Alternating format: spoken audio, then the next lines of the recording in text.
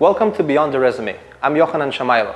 In this show, we delve deeper than job titles and polished CVs to uncover the real stories, decisions, and values behind the people who build companies, shape teams, and drive creative culture. Today, we're diving into the world of modern HR, executive search, and talent strategy through the lens of someone who has helped to reshape how Lithuanian businesses scale, hire, and evolve. My guest today is Rūta Ratavičiūtė, partner and head of recruitment at PeopleLink, a leading talent and executive search consultancy in the Baltics. She guides companies through employer branding, international recruitment, 360 degrees leadership assessment, burnout prevention, and holistic culture building programs. Rūta works not just at the intersection of recruitment and people strategy, but at the edge, challenging norms in hiring and reshaping how leaderships and teams thrive in fast-changing environments. Let's get into it. Rūta, thank you so much for agreeing to be on my show. Unfortunately, we have not such a great weather today as we have planned to do our walking conversation outside. So we're here in this beautiful Pamenkalnio Galleria. Let's maybe start with a few questions, which I would like us both to discuss. As you are in HR, I think, biggest part of your life. Yeah, most of it. Yeah, it would be very insightful for myself and also for the viewers to get your perspective on things. So the first question is basically the HR industry, Lithuania versus the world. And where are we in Lithuania? Are we ahead, and are we still stuck in paperwork compared to the world? We are definitely not behind. Okay. I would say that we go very similar to the overall global trends, and it's been like this at least since the pandemic, or maybe even earlier, because the problems that arise with people, especially during the pandemic, they exacerbated a lot, and this focus shifted a lot to the people, from the processes, from finances, everything, all other functions basically, and then we had no choice that just to catch up and to start applying the same practices that companies are applying globally. Moreover, that even in other countries it also, companies also required change, and they were developing things as they were encountering challenges with HR. So right. It wasn't something that we basically contributed as well to this development, and have been doing this since then. Okay. Yeah. So does it mean that globally, and especially in Lithuania as well, HR is becoming a true business partner to the companies you work with, or is it just a system caretaker with tools? More and more, I would like to hope so. This is what I would like to see, and I see because I want to see it. So definitely I see, and I'm so happy to be in this industry because it's so much differs from what it was 5 or 10 years ago. It's completely different, and yes, with much more focus on business needs rather than just basically running the operations of people, and right. Without. So you consider yourself being a true business partner to a company then when you give your services to any other company? We are a consultancy, so right. This is what we have to. Okay. Otherwise, we wouldn't survive. So right. Yes, the business needs comes first, but you can align everything. Like to say to run people operations is basically the means of how you address the needs of business. Right. Okay. So let's jump in a bit more of a modern, let's say, topic, which is AI. I think everyone is constantly talking about it. Some of us understand it. Some of us think they understand it, and some of us truly understand it, but do not talk about it quite widely. So AI and HR. Is it a game changer or a grim reaper? Will HR be one of the first professions to vanish under automation of artificial intelligence? Why so grim? Why should it be the first profession? That's a question that has its roots basically in the mechanical and the tools part of HR, which, as we know, AI today is evolving so fast and taking over so much repetitive task works, right. Which is, well, in my opinion, a big part of what HR does. But then the question is very challenging for you, probably, just to put HR in a bit of a different spotlight, as not only a tool or a task executioner. So that's why the question arises, I mean, I've been using AI for daily use, really. I've been trying different agents, different levels of outcome based on my everyday needs and work and for my personal projects. So the question is a bit provocative, but in the matter of fact, it's probably not a question only to HR, but to many industries out there today. Absolutely. So that's my focus of the question to you. Yeah, so I guess that it depends on the role this industry or function has in the company, and it applies to any other role, like function of business, right? Not just HR or recruitment, but as you say, like definitely it does help with all the repetitive, mundane, time-consuming, tasks. Right. But the way I see it developing further is that by saving this time on those tasks, you actually deviate your attention to people, to and so that it isn't just operations, but more of a human approach, right? So that you are becoming more human-centered, as well as you are becoming in parallel business-centered. And you are becoming more strategic, using those tasks, tools, the resources that you have, and move on to basically a position that is higher. It's kind of in certain circumstances it can be like a promotion, if you really know how to use all the information that you get there. Yeah. So can we maybe put it this way, that AI is actually helping us remove all those repetitive, redundant tasks on our everyday life, and actually helps us to become more people-centric? Exactly. In all the industries, not only HR, also in sales, customer service, customer service. Exactly. Yeah. Actually, I even just recently read about one case in the big US company where they fired a lot of salespeople. Just to be replaced by AI, but they actually started hiring again after a year or so because of this particular reason. Like no one wants to speak to a robot. You still need this tailored approach that so yet the AI cannot offer. Right. And from my perspective, I think in sales it's very much so. In my experience throughout different sales processes in different categories, it always comes down to people.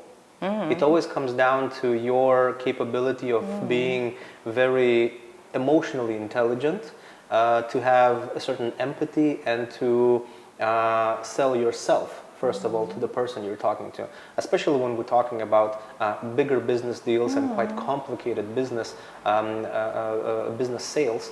It all comes down to people, you know. I don't think AI has the reasoning power in order to take the correct decisions as a human being. Exactly.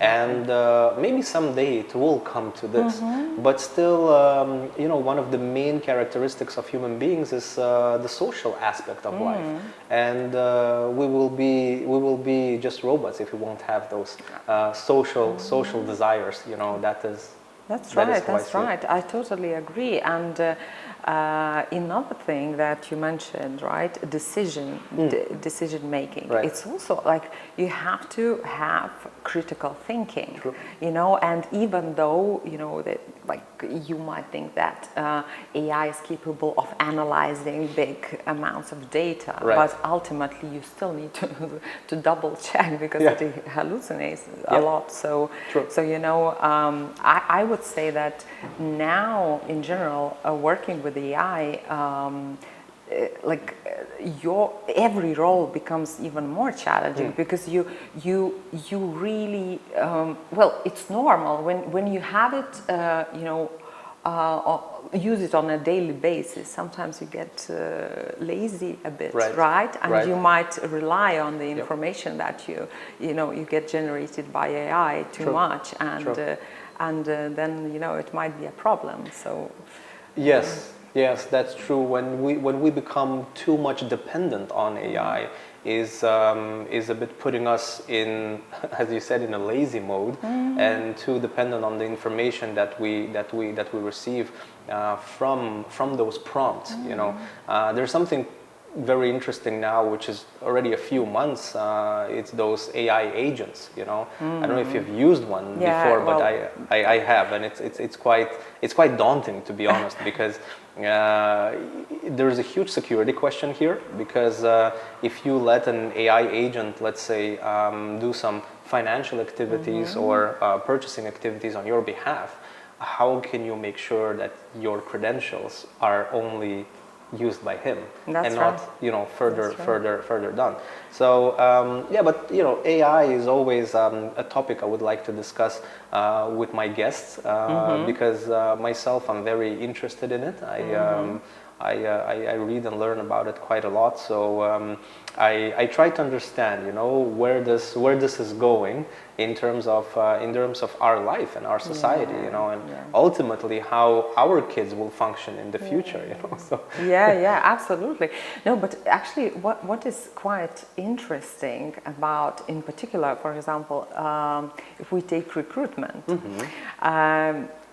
AI is very much used by the candidates. It's just, oh my God, like everything from CVs to cover letters, motivation letters, you know, tasks, assessments, psychometric assessments, and you know, like it's a massive problem for the hiring managers, recruiters, because they receive a lot of CVs and applications that on the surface seem very good, but like the quality has increased. At least this is how it seems, right?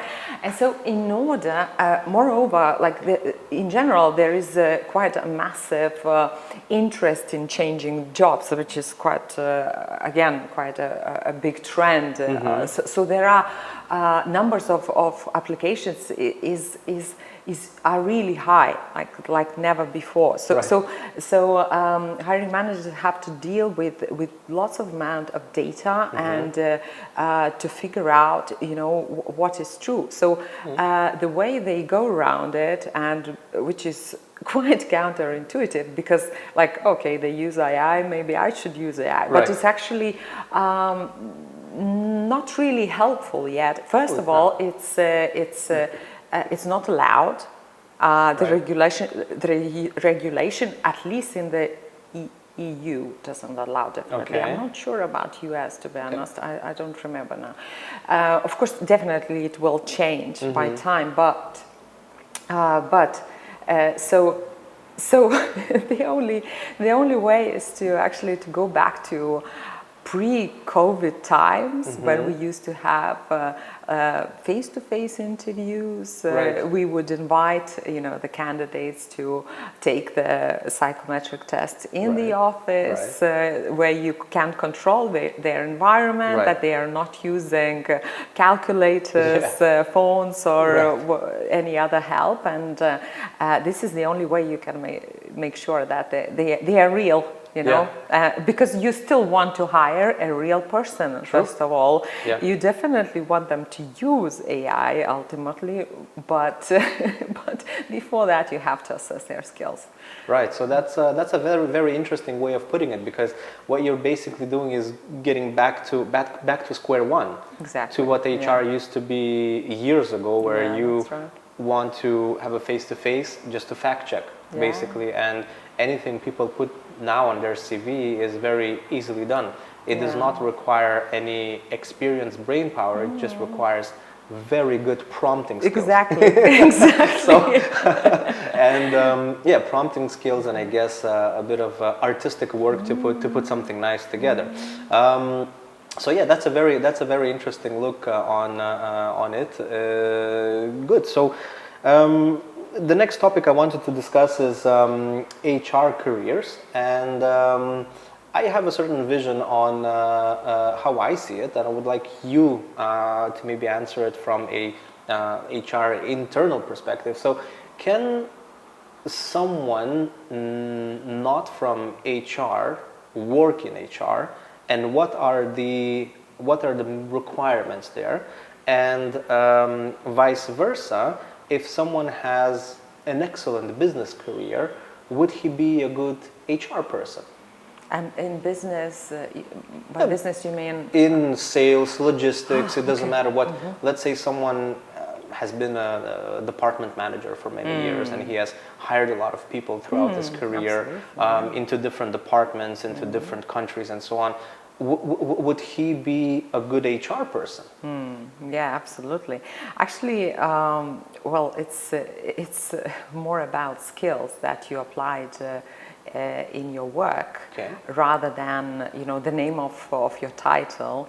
And actually, there are so many people who want to change to HR when they get, say, a bit bored with the operations, or they don't see purpose in what they're doing in business, for example, and because this is the people that we hire quite often, to be honest. So we, like, what we are looking for is for this human-centered approach, and a bit of more of extroversion. So that you just wouldn't be worn out by talking to people too much, because it's very important. But yeah, it's and I would say that it's not, again, it's not just HR who has this. At least in the past few years, people are transitioning between careers pretty much everywhere.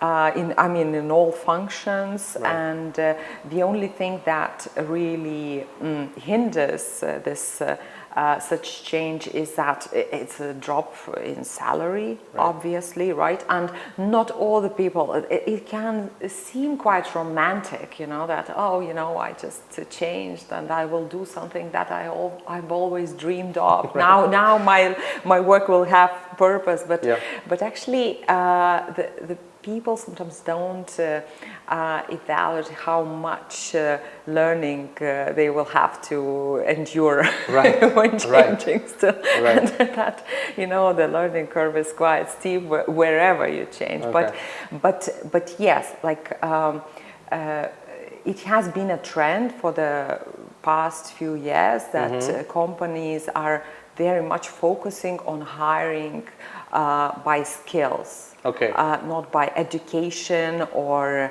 experience, even, because it's the most important is what did you do, Right. and how did you do it, right?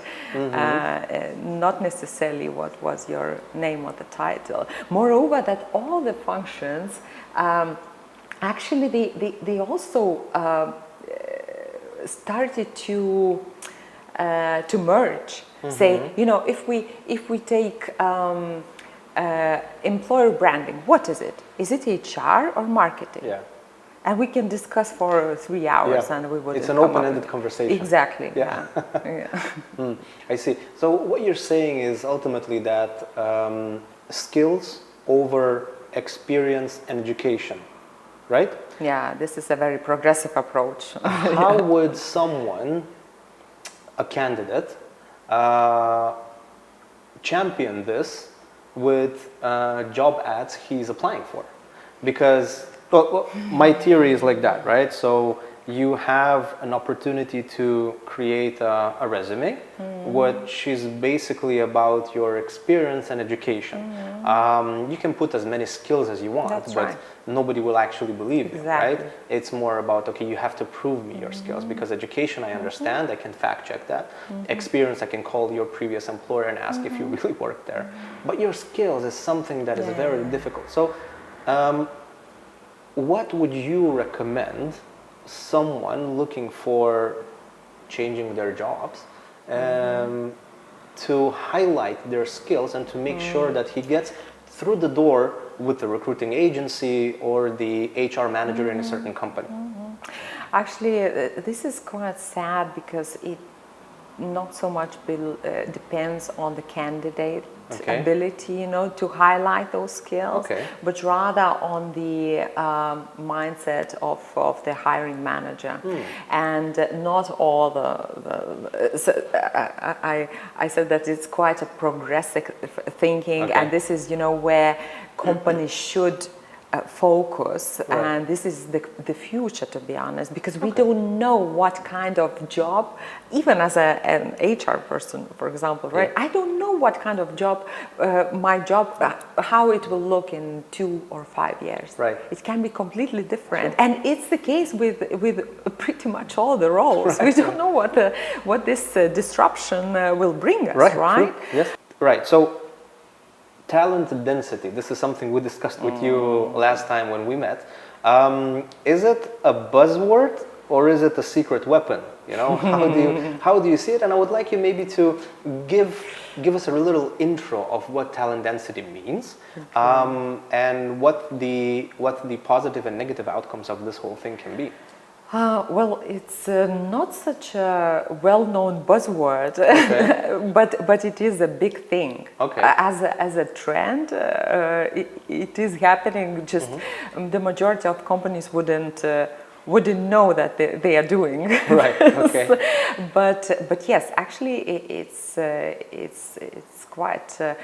It's been there for at least a couple of years, because during the pandemic, when there was a big lack of talent, and companies had to hire a lot, and people started to feel overworked, and you had to focus on their well-being, and so basically, companies had to invest a lot into people to keep them happy, to keep them engaged, to keep them in the company, and this, well, for that you have to pay, right? And it directly affected the profits, and well, it's quite normal, right?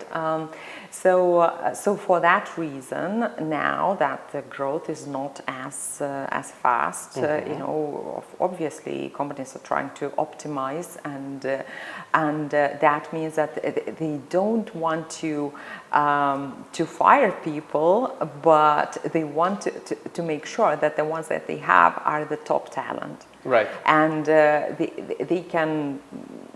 they are top performers, they can deliver, and the most important, they can change according to the changing nature of business, customer requirements, and needs, and whatever the change will happen. Okay. So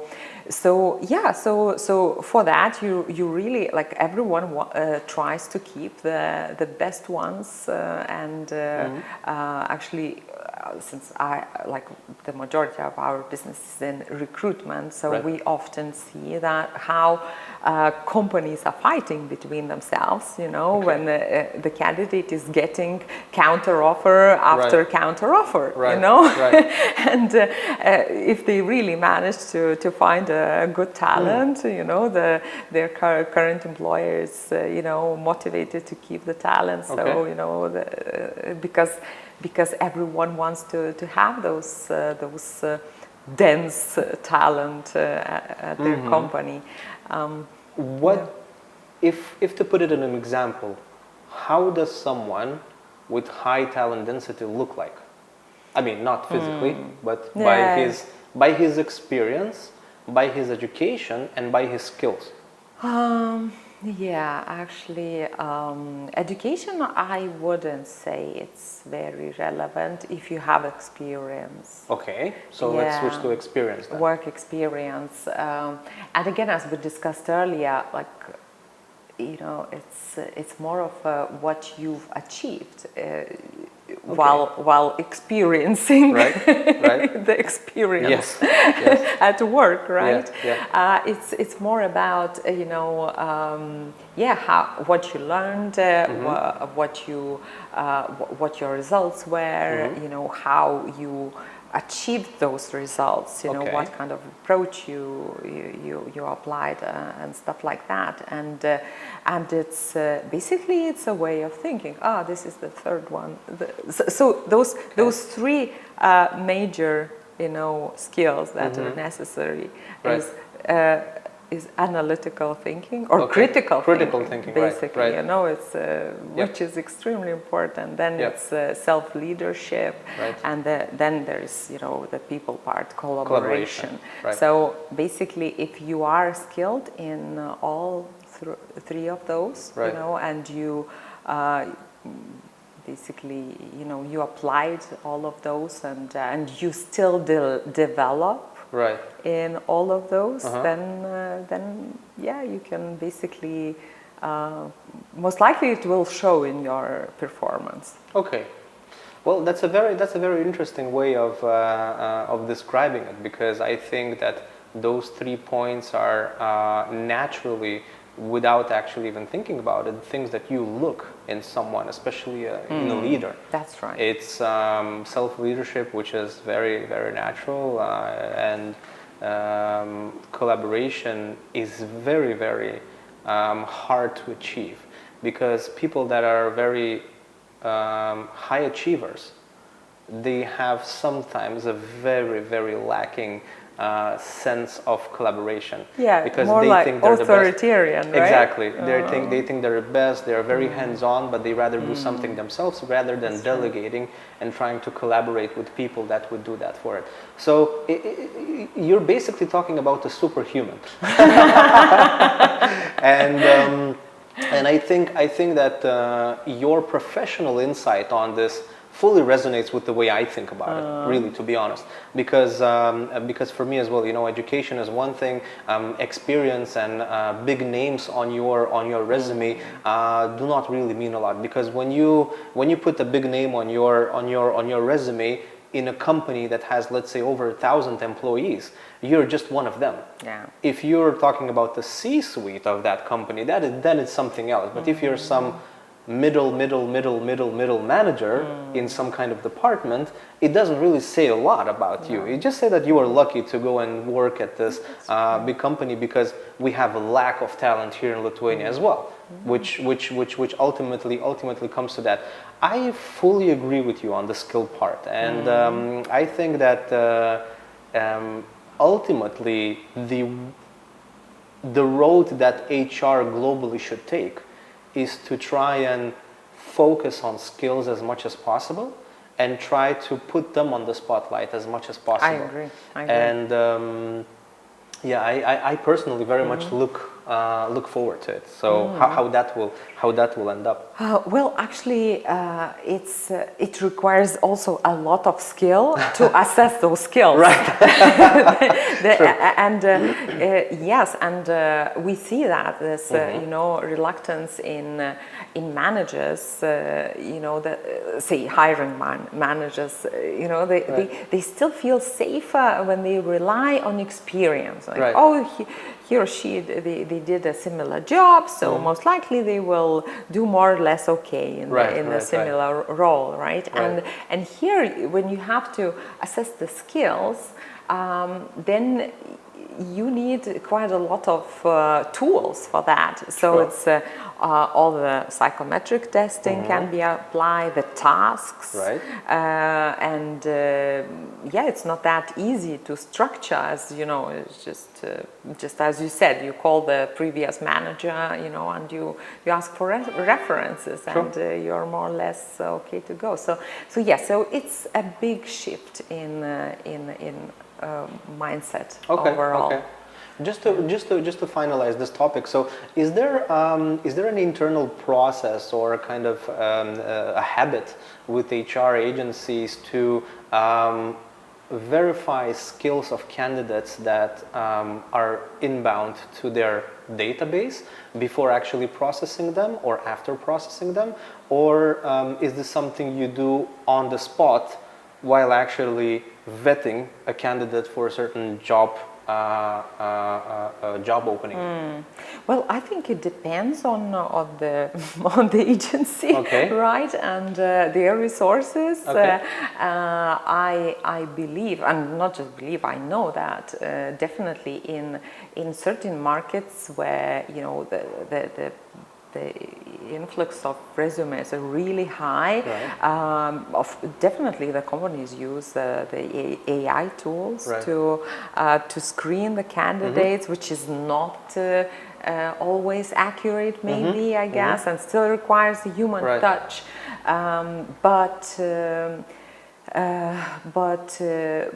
I think that. Due to the to the reason that candidates are also using a lot of AI, so in order to really make sure that you get what you see, I would think that the best way is to assess them when you already have the candidate, at least online, At least like that. or at least how to control the whole screening process. So still the interview is still the most reliable. I wouldn't say it's reliable. It's but it's still a face-to-face through a screen. But then a physical interview probably also gives you a lot of the feeling that you get while sitting next to each other. In an in a parallel universe, if there would be, let's say, a platform that would give you a candidate card and would give you all the verified skills of this particular person, together with all the other information like education, work experience, age, and so on and so forth, would this be the ultimate icebreaker for the HR industry? Absolutely. Right. And actually, there has been attempts to do it. For example, on LinkedIn, you can vote or assess your colleagues, for the skills. At least it was the case before. I'm not sure if they still have the function now, but I remember. But it's very difficult to implement. This is the point. Basically, again, we are then coming back to the old times when we would have to perform it's called assessment center for the candidate, with all the tasks, you spend a lot of time with them and to really assess the skills. But yes, put a check mark, to answer your question, yes, that would be a deal breaker. Well, okay, good. So I have a few questions here we've basically already discussed, which is big names on CV, still a ticket to the top? Is it still the case today? If you have big names on your CV, meaning you have previously worked for some big companies, is that something that jumps out to you straight away when you assess a resume? Actually, no, not necessarily, because Okay. it depends. If you say, as a recruiter, I'm recruiting for a company that is not a big name, it's a Right. startup, say, you know, Yeah. it's the opposite of corporation, right? Yeah. Then I definitely wouldn't want to hire someone from a corporation, because they would just totally freak out in the Lack environment. of structure? Yeah, absolutely, Right? absolutely, Okay. because Okay. of the culture, of Yep. the structure, of Right. the chaos, agility, Yeah. and all the dynamics. So it wouldn't be a great culture fit. Definitely, sometimes you see some hiring managers who would prefer those names just because they know them, and so we are people, we like what we know already, and we deter from the things that are unfamiliar to us, but Right. but no, not necessarily. Okay, understood. Let's talk a bit about academics. And we've touched upon this a bit earlier as well, but what I see lately with people around me, also in my network, that the academic value of actually getting a degree, there is no very structured way to it, meaning that you go to school, you finish school, you go to university, and then you kind of decide, are you going to go for a bachelor's degree or a master's degree, or sometimes even a PhD, right? So, and sometimes people, because of the life circumstances, take a road to start working already, but then still have this requirement for themselves to go back to studies and finish some kinds of master's degree in any subject that they want to do. So here the question is to you, and I know you have recently also finished something. So would it be more beneficial to go a natural way of actually, so school, high school, university, finish your degrees, finish all your academic endeavors, and then start your career, or do it later in your career?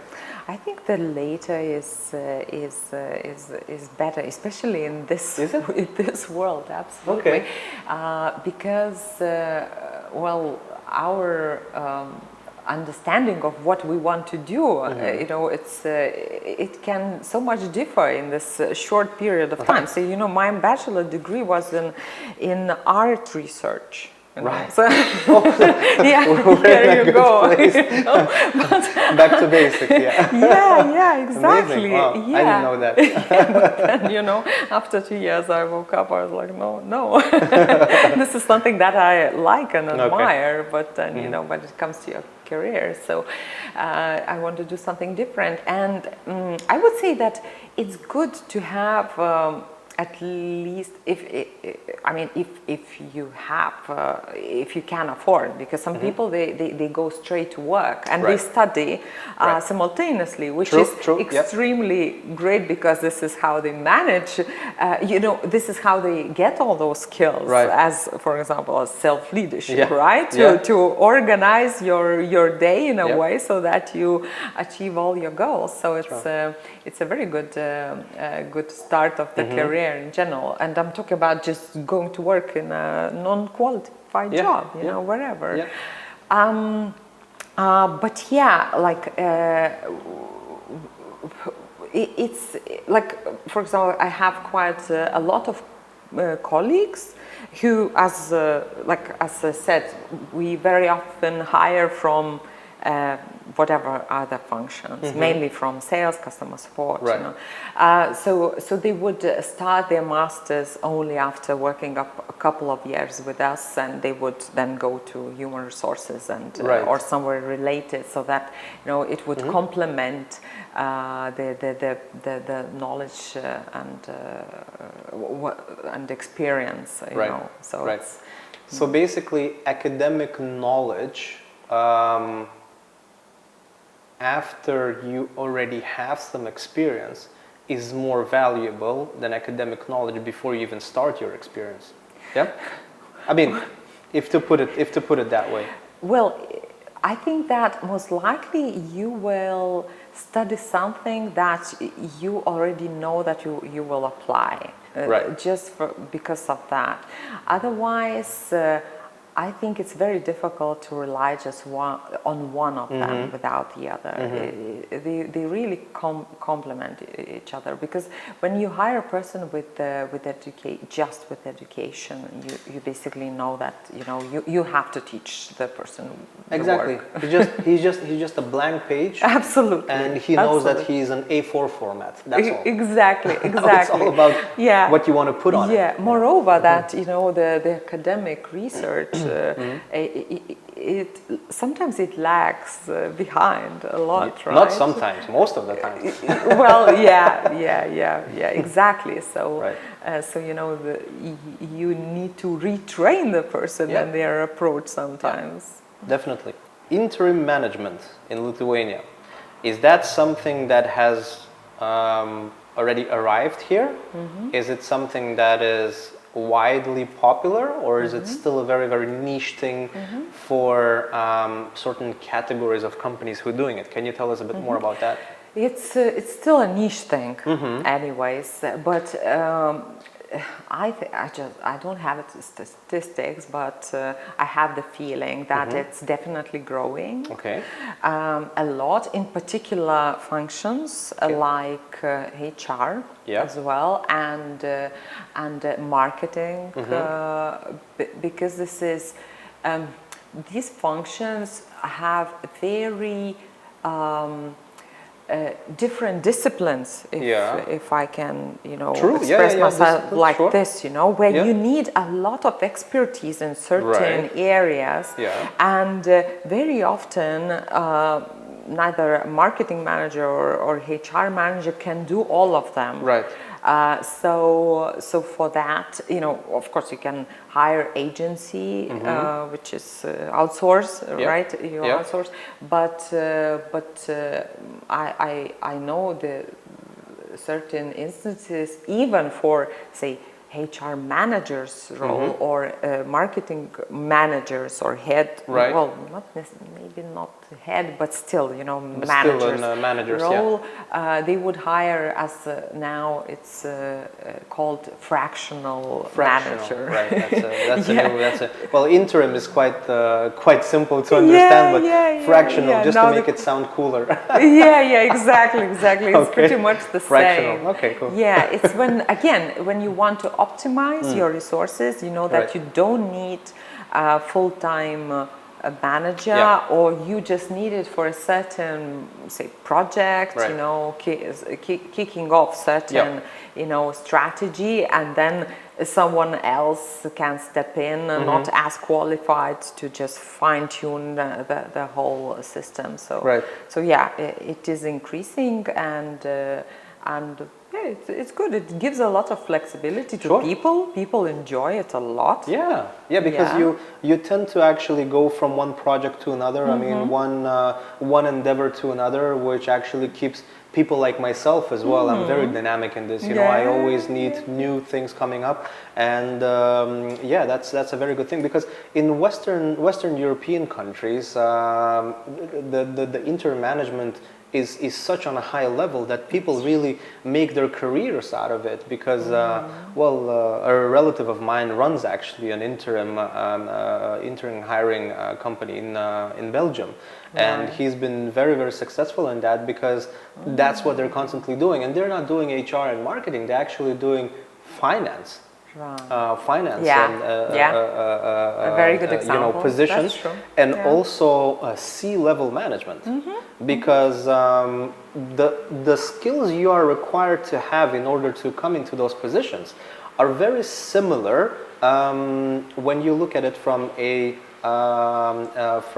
industry perspective, because all the industries are very similar in terms of the management. If you have those management skills, it's there for you to go and manage it. So but very, very interesting perspective from your side as well. I just wanted to understand how is it actually? Is it actually coming here? Is it already That's very here? interesting. I thought you would refer to really big markets, you know, No. where you have quite big structures, and here you refer to Belgium, which is True. quite a small country. It is a small country, but they're quite progressive in their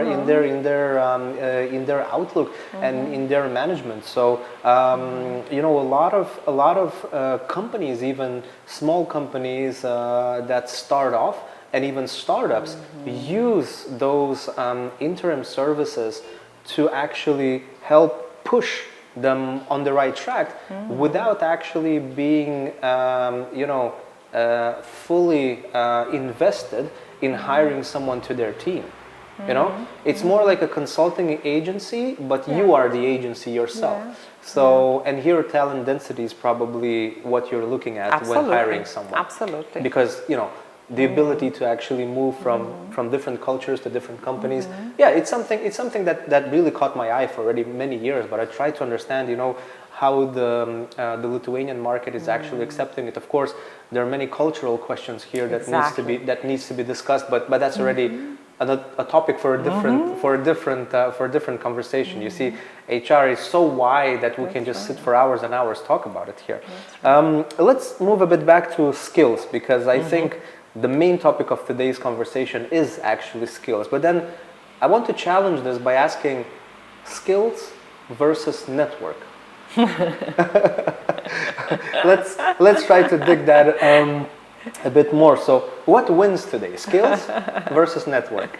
Well, I believe that it depends on the role or you know, organization that you're in. Right. Because if you are, say, in corporation setting, network is very important. If we talk about this, you know, corporate politics. True. Yeah, so this is very much about network, and it definitely allows you to climb the career ladder. Right. Yeah, so it's quite difficult to answer this, but if we take, for example, Lithuania, I still believe that it's more. I would want to believe that it's more about skills. I really would want to believe. But how is it truly? That's what matters today. I think it's more about network. Yeah, you think so? Yeah. In Lithuania? Yeah, definitely. Yeah, okay. But I see, so I've been here already for what, 13 years, and I see the change in that as well. You know, I think network is equally important in globally, basically, but the way network in Lithuania was king, let's say 10-15 years ago, it still has a certain weight to it today, but the weight is going down versus your skills. And I think that is due to maybe people like myself that immigrated to Lithuania and kind of disrupted a bit the whole situation, you know, because it's still more so about Lithuanians for Lithuania in terms of the corporate and like business environment, but I see little by little, especially those startups and innovative companies out there that do not you know, diversify on ethnicity, nationality, but more so about your skills and your network. So I think it's fair enough to say that yes, we are naturally this way because of the whole history of our country. But there is, I personally see a, you know, positive progress here in terms of skill has gaining more weight than network.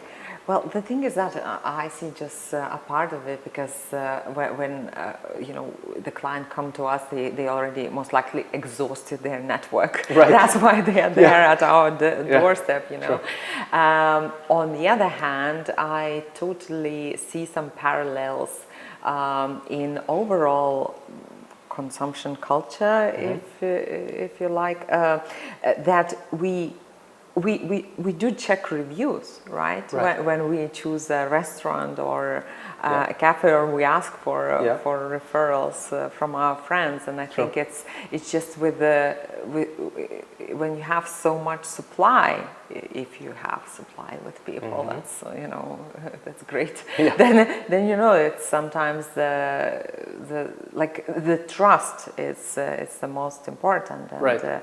And it's not that easy, Right. to trust the test for some reason, Right. a test or a task outcomes. And sometimes you trust the other, your neighbor, friend, or former colleague much more, Right. So it's it's quite tricky. It is quite tricky. I think the balance, well, first of all, I think that skills without network is just irrelevant. Yeah, that's Because right. you can be the That's most skilled person in the world, and if you do not have the network That's right. and do not have the willingness to actually build your network, then you can just put your skill in the pocket and be happy with it. But the question is more about the balance between how much skill wins over network in your life's journey, to find the next big thing, the next challenge. And I think this is probably very relevant for most of the viewers that will be watching this episode, because as we said, we spoke about it last time, a big percentage of people are now trying to touch waters and see, okay, how do they want to move around, because there is a certain uncertainty in the market globally, and the geopolitical situation has made it even harder for us to be stable and as you said, to be secure in our places. I would like to finalize our today's conversation with one final topic, which is standing out in HR, locally and globally. So as there's so many HR companies out there, I don't think, especially in Lithuania, but in Lithuania as well as any other growing and stable economically,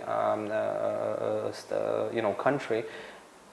What should make an HR company, HR agency, stand out these days? It's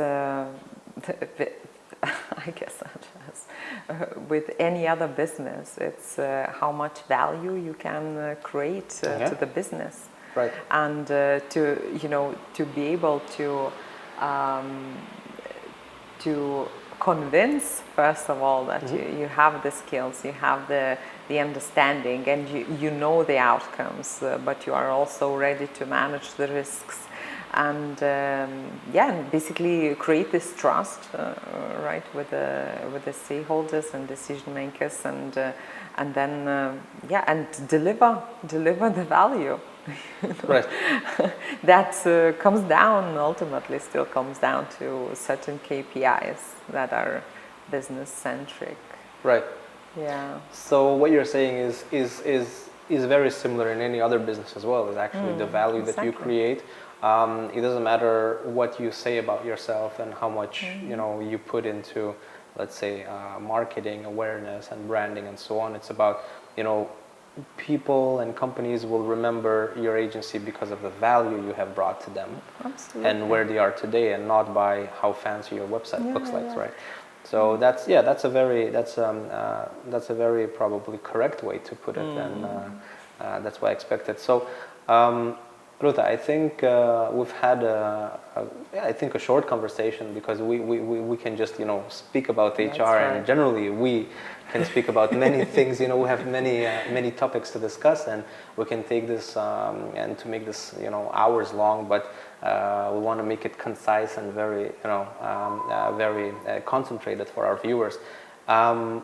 Thank you for being part of my journey to Beyond the Resume, and I'm very glad that you agreed to be on this show and give your professional outlook on it from the inside of what HR looks like today. And thanks for having me. It was a pleasure. Thanks for being here. So that's it for today. That was Beyond the Resume.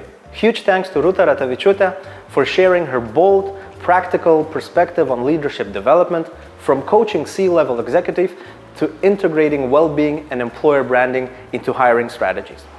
If you're building a leadership pipeline, navigating organizational change, or rethinking how culture and performance intersect, this episode is packed with takeaways worth sharing.